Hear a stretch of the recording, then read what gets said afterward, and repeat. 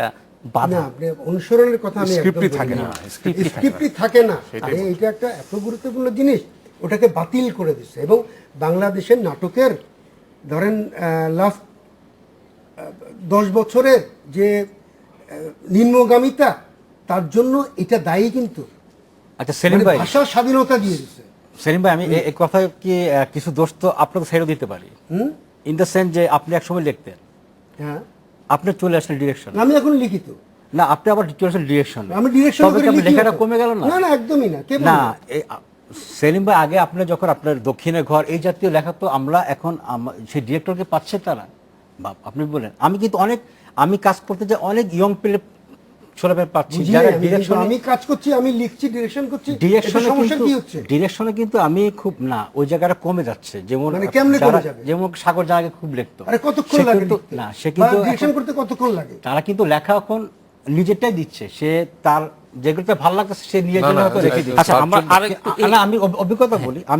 আমি রিসেন্টলি আমার প্রায় অনেক বছর হয়ে গেছে, আমি যা দেখতেছি যে আমি এখন যেটা ফেস করতেছি, সেলিমের সাথে কিছুটা আমি একমত, আমি কিন্তু এখন ভালো ডিরেক্টর পাচ্ছি খুব কমে, যে কিন্তু রাইটিংয়ের জায়গায় দেখা গেছে লেখক সংখ্যা কমে গেছে। মানে ভালো ডাইরেক্টর হয়তো রকিব, আপনি কেমনি বিচার করছেন যে ভালো ডাইরেক্টর পাচ্ছেন? মানে কিভাবে, কি দিয়া? না, আমি অনেক ছেলে পেলে পাচ্ছি যারা তাদের কাজের জায়গায় নতুন ভঙ্গি নিয়ে আসছে, নতুন ভঙ্গি, তাদের মেকিং জায়গা থেকে আমি দেখছি যে তারা পাওয়া যাচ্ছে না। না, কিন্তু যেটা হয় যে অনেক সময় আমরা অনেক নাটক দেখতেছি যে তার ওভারঅল কাজটা অনেক সুন্দর, আমরা যখন টিভিতে বসতেছি, কিন্তু যেটা দেখা যাচ্ছে তাদের ডিরেক্টর সাইড থেকে সে খুব প্রায় বলা যায় যে হয়তো আমি 100 তাকে 80, কিন্তু স্টোরি লাইন অত ভালো। কিন্তু আমি যখন গল্পের মধ্যে তো একটা আবেদন থাকবে, গল্প না থাকলে ওর ডিরেকশন কেমনে বিচার করেন আপনি? আমি হ্যাঁ, বুঝতেছি না। না, সেই জায়গায় বললাম যে না, সেই জায়গায় বললাম না, ক্রাইসিস হলো যে সেটা বললাম যে আমাদের লেখার জায়গাটা আগে যেমন এক সময় আমাদের হুমায়ুন পাশাপাশি আমাদের যেমন সৈয়দ শামসুর সময় রেগুলার লিখতেন, আনিসুল লিখতেন, তারপর মামুন রশিদ, আপনারা ছিলেন, মাসুম রেজা, খুব একসাথে অনেকগুলি লেখক খুব অ্যাক্টিভ ছিল। এখন হচ্ছে কি সেলিম ভাই হয়তো সামনে বলতেছে না যে না আমি তো লিখতেছি, কিন্তু আমি কিন্তু তার লেখা আমি এই কয়েকদিনে খুব একটা পাইছি তা না। না, এটা তো তার লেখা আমরা কিন্তু 300-র উপরে নাটক দেখানো হবে শুধুমাত্র এই ঈদে। হ্যাঁ, তো it has become a big industry. 300টা স্ক্রিপ্ট দরকার আমার সামনে, এবং 300টা নাটক করতে হলে আসলে 3000 জন লোক দরকার যারা এটা পারফর্ম করবে, এবং প্রত্যেকটা চরিত্র অনুযায়ী, এবং এটার সঙ্গে সাপোর্ট স্টাফ লাগে। এটা একটা বড় কাজ। কিন্তু আমরা যখন একটা নাটক হতো 20 বছর আগে, সেই একটা নাটকের চাইতে এই 300টা নাটকের ভিতর থেকে আমরা একটা নাটক বের করতে পারতেছি না। এটা আসলে নাটকটা এখন ইআরপি ফাইল লেভেলে নেমে গেছে। পরে এই বিষয়টা নিয়ে আপনার মতামত জানতে চাইবো, যে আসলে স্ক্রিপ্ট, নাটক নির্মাণ বা কোন জায়গাগুলিতে আমরা ঘাটতি থেকে যাচ্ছে, কারণ এর মধ্যেও ভালো কাজ হচ্ছে এবং ভালো কাজ আমরা দেখতে পাচ্ছি। আমরা পুরো ব্যাপারটাই হতাশাজনক না, খুবই ভালো ভালো কাজও হচ্ছে, কিন্তু আমাদের এক্সপেকটেশন লেভেলটাও একই সঙ্গে বেড়েছে। সেই জায়গাটা কতটুকু অ্যাড্রেস করা যাচ্ছে? তো আমরা একটা বিরতি নিয়ে আসছি। দর্শক, যাচ্ছি একটি বিরতিতে, ফিরছি।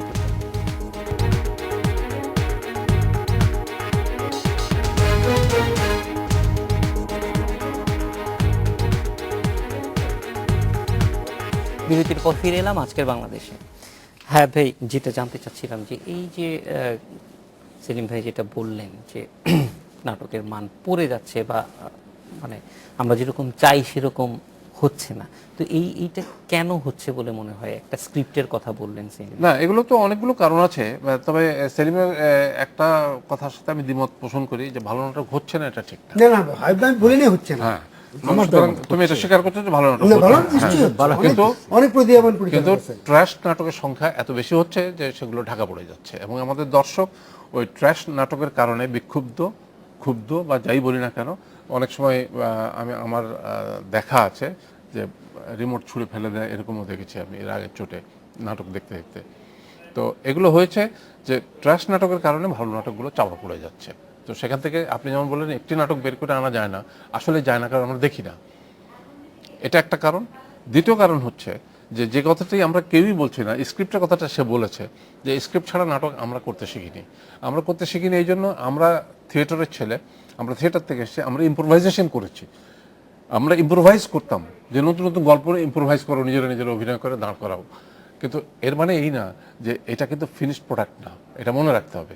যখন আমি সেটাকে উপস্থাপন করব দর্শকের সামনে, তখন ওই ইম্প্রোভাইজেশনটাকে আমার ফিনিশড প্রোডাক্ট হিসেবে তৈরি করে তারপরে আমাকে স্টেজের উপরে আনতে হবে। এখন এরা যারা স্ক্রিপ্ট ছাড়া অভিনয় করিয়েছে শিল্পীদের দিয়ে, আমিও করেছি এদের সাথে অভিনয়, এদের বক্তব্য একটাই যে আমি যদি আগে থেকে স্ক্রিপ্ট বলে দিই, আগে থেকে গল্প বলে দিই, তাহলে আপনার কাছ থেকে স্বাভাবিক অভিনয় পাবো না। I disagree with that. আমরা অভিনেতা হিসাবে আমার কাজ হচ্ছে মিথ্যাটাকে সত্যি হিসাবে দর্শকের সামনে প্রচার করা, প্রকাশ করা, যে অ্যাক্ট নট অ্যাক্ট, কিন্তু দর্শক যেন কখনো মনে না করে আপনি একজন অভিনেতা, আপনি আসলেই সত্যি কথাটা বলছেন। এটাই তো আমার অভিনয়, মানে একজন দর্শক ওই চরিত্রটাকে ধারণ হ্যাঁ, করা। একজন সাধারণ মানুষের সাথে একটা অভিনেতার ডিফারেন্সটা কি, চরিত্রের ডিফারেন্সটা কি? একজন সাধারণ মানুষ তার ভবিষ্যৎ জানে না, কিন্তু একজন চরিত্রে যে অভিনয় করছে সে তার ভবিষ্যৎ জানে। এটা তো ডিফারেন্স। আমি এখান থেকে বেরিয়ে রাস্তায় গিয়ে অ্যাক্সিডেন্টে মারা যাবো এটা জানি, বেরিয়ে তারপর বেরোচ্ছি আমি, এটা তো অভিনয় করছি। কিন্তু ব্যক্তি জীবনে কিন্তু এটা মানুষটা জানে না। এইটা তো ডিফারেন্স। সে যেটা করতে পারবে, যে এই লোকটি কাজটা করতে পারবে, সেই হলো শ্রেষ্ঠ অভিনেতা, আমরা চাই, বিশ্বাস করি। যাই হোক, এটা হলো আমাদের একটা বিশ্বাসের ব্যাপার। কিন্তু নাটকের মানের ব্যাপারে যে কথাটি এখন পর্যন্ত উচ্চারণ করা হয়নি সেটা হলো অর্থনৈতিক ব্যাপারটা। উনি বললেন যে ভালো স্ক্রিপ্ট কেউ লিখছে না, লিখবে কোথা থেকে? আমি যখন ডিরেকশন দিই, আমি একটা ভালো রাইটারকে টাকা দেওয়ার মতো টাকা আমার কাছে নেই। আমার সত্যি কথা বলি, আমাকে যে অর্থ দেওয়া হয় একটি নাটক বানাবার জন্য, সেটি কোনোভাবেই একটি ভালো নাটক বানাবার জন্য যোগ্য নয়।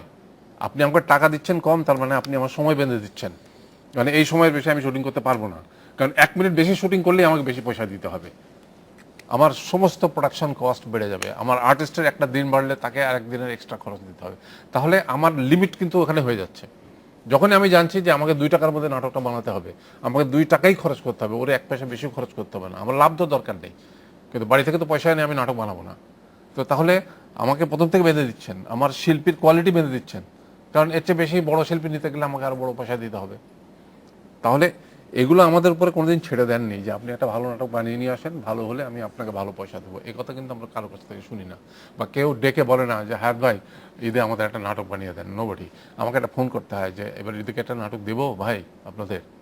কেন? আজ 15 বছর ধরে নাটক ডিরেকশন দিচ্ছি, এটা এমন কোনো লেভেল কি যেতে পারিনি আজ পর্যন্ত যে আমাকে কেউ ডেকে বলবে যে হ্যাঁ ভাই একটা নাটক বানিয়ে দেন আমাদের জন্য? গিয়াসউদ্দিন সেলিম বলুক, আমি কি সব ট্রাস্ট নাটক বানিয়েছি আজ পর্যন্ত? না না, ইফ এনিবডি কল মি, আজ পর্যন্ত ফোন করে বলেছে জাহাদ ভাই একটা নাটক বানিয়ে দেন আমাদের, আপনি ভালো নাটক বানিয়ে আন, ভালো টাকা দেবো? Nobody side that. তাহলে যার খুশি যাচ্ছে, ভাই বানিয়ে নিয়ে আসেন, কত? আরে ভাই ঠিক আছে দিয়ে না আর কি, বানিয়ে দিচ্ছি, যা খুশি বানিয়ে দিচ্ছে, চলছে। তাহলে আপনি কেন আমাদেরকে দোষ দিবেন যে আমরা ভালো নাটক বানাতে পারি না? আমাদের সুযোগ দেন। আমাদের একটা সরকারি একটা মিডিয়া আছে, বিটিভি, বিটিভি তো আমাদেরকে বলতে পারে ডেকে। আমি না বাদ দিলাম আমার কথা, 10টা ভালো ডিরেক্টর পাওয়া যায় না বাংলাদেশে? এই যে সেলিম তো আছে একজন, এই যে মামুনুর রশিদ আছে একজন, বা এই ফারুকি আছে একজন, মানে এরকম খুঁজলে পরে 10টা টপ ক্লাস ডিরেক্টরকে খুঁজে পাবো না? যে বিটিভি বলতে পারে না যে এই যে আপনারা 10 জন নাটক বানিয়ে দেবেন আমাদের, ভালো টাকা লাগে আমরা দেবো, কিন্তু ভালো নাটক দেবেন। তারপরে যে নাটকটি ক্যাসেটটি আমি দিচ্ছি, ভাই এই আমার নাটক, নাটক ভালো হয়নি, তারপর আপনি চালিয়ে দিচ্ছেন কেন? এটা তো আপনার দায়িত্ব। আমি আপনার সামনেই বলছি, আপনি যদি নাটক ভালো না হয়, আপনার হাতেই তো খড়গ আছে, আপনি তো এটা বন্ধ করে দিতে পারেন যে না এই নাটক দর্শককে দেখাবার যোগ্য নয়। কই না, আজ পর্যন্ত শুনি নাই তো সেরকম।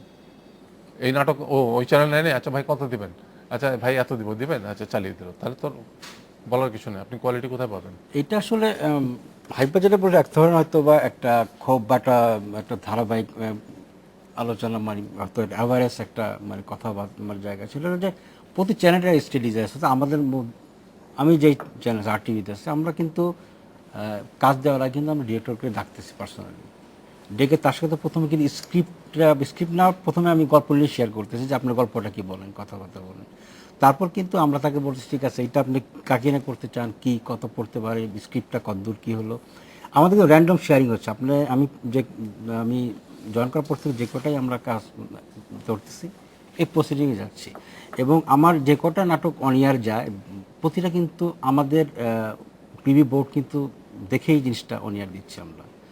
ইভেন তো কারেকশন থাকলে সেটা আমরা সাজেশন করতেছি, এবং এইতে নিয়ে কিন্তু আমাদের সাথে অনেক নির্মাতার মন কালা করেছে, আপনারা এত প্রিসাইজ করে মানে এত এটার মধ্যে কি সমস্যা, তাকে সমস্যা মনে নাও হইতে পারে, অনেক যে যার মতো করে দৃষ্টিভঙ্গি। কিন্তু আমি যে টিভি চ্যানেলে যারা আছে, আমরা কিন্তু টিভি চ্যানেল কিন্তু অনেক দায়িত্বপূর্ণ জায়গা থেকে আমাদের, যেহেতু অনিয়ে যাওয়ার পর কিন্তু একটা ভুল কিন্তু আমি রিটার্ন করতে পারবো না, সুতরাং ওই জায়গা থেকে কিন্তু আমাদের প্রিভিউটা খুব স্ট্রিক্টলি মেনটেন করা হয়।